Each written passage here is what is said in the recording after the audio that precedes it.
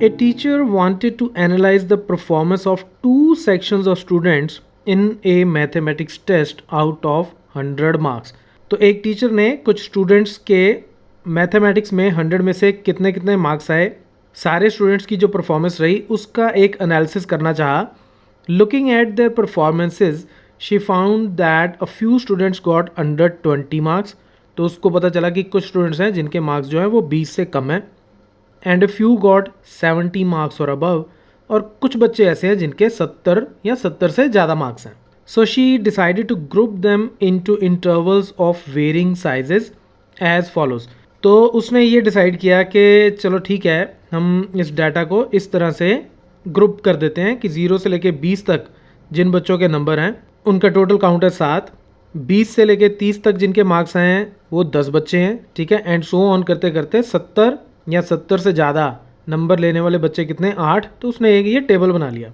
अब उसके बाद a histogram for this table was prepared by a student as shown in figure. तो ये जो फिगर है, यही जो टेबल था, ये जो टीचर ने टेबल बनाया था, उसके बेस पे किसी एक स्टूडेंट ने ये एक हिस्टोग्राम बनाई, ठीक है.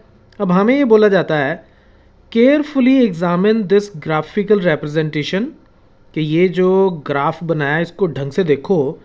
Do you think that it correctly represents the data. तो हमें ये देखना है कि क्या इस ग्राफ में कोई गड़बड़ तो नहीं है, कोई गलती तो नहीं है. Yes there is one. और वो क्या है मैं आपको अभी समझाता हूँ. देखो, मैं पहले इस डाटा को देखता हूँ. यहाँ पे ये जो है 0 से लेके 20, इसकी क्लास विड्थ कितनी हो गई, 20, ठीक है. इसकी क्लास विड्थ 20 से लेके 30 तक, तो ये क्लास विड्थ हो गई 10. फिर इसकी भी 10, फिर 10, ये भी 10, ये भी 10, और ये 70 से लेके 100 तक, तो यानी कि इसकी क्लास विड्थ कितनी हो गई, 30, ठीक है. तो दो क्लासेस ऐसी हैं जिनकी क्लास विड्थ जो है वो डिफरेंट है, बाकी सबकी 10-10 है, इन दोनों की डिफरेंट है. ओके, कोई बात नहीं. अब इस स्टूडेंट ने क्या किया, अगर आप ध्यान से देखो कि देखो सबसे पहले अगर मैं 10-10 वाली क्लासेस देखूं तो 20 से लेके 30 तक 10 स्टूडेंट, फिर 10 स्टूडेंट, फिर 20, फिर 20, फिर 15, ठीक है. तो ओके ठीक है, 20 से लेके 30 तक 10 स्टूडेंट, 10 स्टूडेंट, फिर 20, फिर 20 और फिर 15, ठीक है. तो बिल्कुल सही रहा डाटा, कोई दिक्कत नहीं है. अब अगर मैं बात करूँ 0 से लेके 20 तक, तो 0 से लेके 20 तक 7 स्टूडेंट हैं, ठीक है. 0 से लेके 20 तक टोटल कितने स्टूडेंट्स हैं, 7. तो इस बच्चे ने क्या किया कि हिस्टोग्राम में ये 0 से लेके 20 तक ये 7 तक एक बार लगा दी, ठीक है. सिमिलरली उसने क्या किया कि 70 से लेके 100 तक 70 एंड अबव टोटल स्टूडेंट्स कितने हैं, 8, ठीक है. तो इसने क्या किया कि 70 से लेके 100 तक उसने ये 8 के बिल्कुल सामने एक बार लगा दी, ठीक है. उसने अपनी तरफ से सब कुछ ठीक कर दिया, लेकिन ये गलत है. गलत कैसे है, अब मान लो मेरे पास ये टेबल ना हो और मुझे सीधा सीधा ये ग्राफ दिया गया हो.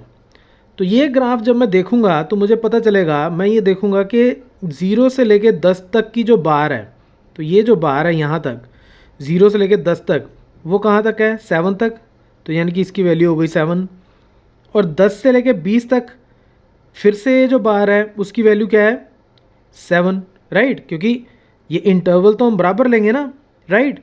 तो बराबर इंटरवल होता है, जब हम हिस्टोग्राम बनाते हैं तो हमें बराबर इंटरवल लेने पड़ते हैं. तो अगर मैं बराबर इंटरवल लूँगा तो 0 से लेके 10 तक भी 7 बच्चे हो गए, 10 से लेके 20 तक भी 7. तो यानी कि इस ग्राफ के हिसाब से 14 बच्चे ऐसे हैं जिनके मार्क्स 0 से लेके 20 के बीच में हैं, लेकिन हमारे पास कितने थे, 7. तो ये रिप्रेजेंटेशन गलत हो गई. यहाँ पे भी क्या हो गया, 70 से 80 तक उसने बता दिया 8, फिर 80 से 90 में भी 8, और 90 से 100 में भी 8. तो टोटल 24 स्टूडेंट्स, इस ग्राफ के हिसाब से 24 स्टूडेंट्स ऐसे हैं जिनके मार्क्स 70 से लेके 100 के बीच में हैं. तो ये भी गलत हो गया. तो इस केस में हमें क्या करना पड़ता है, जब हमें यूनिफॉर्म विड्थ की क्लासेस ना दी गई हों, यानी कि जब हमें डिफरेंट विड्थ की क्लासेस दी गई हों, तो हमें ये जो बार्स की हाइट होती है ये हमें रीडिफाइन करनी पड़ती है, रीकैलकुलेट करनी पड़ती है. और वो कैसे कैलकुलेट करते हैं वो मैं आपको अभी बताता हूँ. अब इसी टेबल को ये मैंने दोबारा यहाँ पे बना लिया, ठीक है. तो यहाँ मैं क्विकली लिख देता हूँ कि इसकी क्लास विड्थ कितनी है. क्लास विड्थ बोलो या क्लास साइज बोलो, 20, फिर 10, 10, 10, 10 10 और ये 70 to 100 यानी कि 30, ठीक है। अब हमें क्या करना है, सबसे पहले इन क्लास विड्थ्स में से देखो कि सबसे छोटी क्लास विड्थ कौन सी है। तो सबसे छोटी क्लास विड्थ कौन सी है, 10, ठीक है, कोई सी भी ले लो, 10 जो है बहुत बार आ रही है, तो 10 सबसे छोटी क्लास विड्थ हो गई। अब उसके बाद हमें क्या करना है, हमारा मेन एम ये है कि एक तरह से जैसे ये वाली क्लास है जिसका साइज़ 10 नहीं है, जैसे इसका क्लास साइज 10 नहीं है, हमें इसको 10-10 की यानी कि 10-10 की 2 क्लासेस में एक तरह से डिवाइड करना है, राइट। तो ये एम होता है हमारा। हमें क्या करना पड़ेगा कि इसकी क्लास विड्थ को यानी कि ये जो 20 है इसको आप ये जो सबसे छोटी क्लास विड्थ है इससे डिवाइड करो, तो वो कितना आएगा, 2, राइट, 2 आया। अब 2 से आप इसकी फ्रीक्वेंसी को डिवाइड कर दो, यानी कि 7 divided by 2 which is equal to 3.5। तो इसका मतलब ये है कि इसकी जो बार बनेगी इस क्लास की वो 3.5 तक जाएगी, यानी कि यहाँ पे ये 2 ये 3, तो अप्रॉक्सीमेटली कुछ यहाँ पे जो बार बनेगी, ये मैं इस कलर से कर देता हूँ, तो ये यहाँ पे इसकी बार बनेगी एक्चुअली 0 से लेके 20 तक। तो ये यहाँ पे इस तरह से इतना ही एरिया होगा, ये जो ऊपर वाला है ये नहीं कंसिडर होगा, ये गलत है, ठीक है। तो ये एक तरह से यूँ समझ लो कि जैसे 0 से लेके 10 तक 3.5 स्टूडेंट्स हो गए और 10 to 20 भी 3.5 स्टूडेंट्स हो गए। देखो 3.5 स्टूडेंट्स तो हो नहीं सकते, ये तो हमें भी पता है, राइट। हमें तो सिर्फ इतना गिवन है कि 0 से लेके 20 तक 7 स्टूडेंट्स हैं। अब 4 स्टूडेंट्स हो सकते हैं जिनके मार्क्स 0 से लेके 10 तक हैं, 3 हो सकते हैं जिनके 10 से लेके 20 तक हैं, राइट। लेकिन हमने ग्राफ में इसको अब शो करने के लिए इस बार की हाइट रीडिफाइन करनी होती है, तो हमें एवरेज निकालनी पड़ती है। तो अब 0 से लेके 20 तक, 0 से लेके 20 तक अब कितने स्टूडेंट्स यहाँ पे दिखा रहा है मुझे, 0 से 10 तक 3.5 हो गए और 10 to 20 फिर से 3.5। ये रीडिंग अगर मैं नोट करूँगा तो टोटल कितने हो गए, 7। अब जिन जिन की विड्थ 10 थी उसका कोई फ़र्क नहीं पड़ेगा, उनकी हाइट सेम रहेगी, तो यानी कि ये 10 रह जाएगा, ये भी 10, ये भी 20, ये 20, ये 15। अब बात आ गई इसकी 30 वाले की। तो अब 30 को मैं सबसे छोटी क्लास विड्थ से डिवाइड करूँगा तो क्या आ जाएगा, 3। तो उसके बाद इसकी फ्रीक्वेंसी को 8 को मैं डिवाइड करूँगा 3 से, तो मुझे क्या मिलेगा, 2.67, अप्रॉक्सीमेटली 2.67 मिलेगा। तो इसका मतलब ये जो मैंने यहाँ पे 70 से लेके 100 तक की हाइट बनाई है 8, वो 8 ना होके 2.67 होगी। तो अप्रॉक्सीमेटली कुछ यहाँ पे लगा लो, कुछ यहाँ से इतनी कर बनेगी आपकी 2.67, ठीक है। तो ये मैं अंदाजे से बना रहा हूँ, तो ये इतनी बन जाएगी।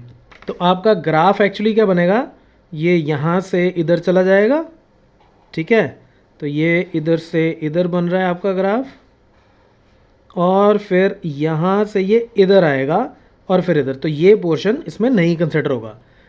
70 to 80 2.67, 80 to 90 2.67, 90 to 100 2.67 ऐड करोगे तो ये अप्रॉक्सीमेट था, तो ये 8.0 यानी कि 8 की आपकी वैल्यू जो है वो आपको फिर से मिल जाएगी। तो ये गलती की उसने, तो इसलिए जब भी आपके पास डिफरेंट विड्थ्स की क्लासेस हों, उस केस में हमें फ्रीक्वेंसी ना यूज़ करके, ये फ्रीक्वेंसी थी तो उस केस में हमें फ्रीक्वेंसी ना यूज़ करके हमें इन बार्स की हाइट रीडिफाइन करनी पड़ती है और उसको यूज़ करना होता है, right. So that's it from this video. Keep watching Mathemafia.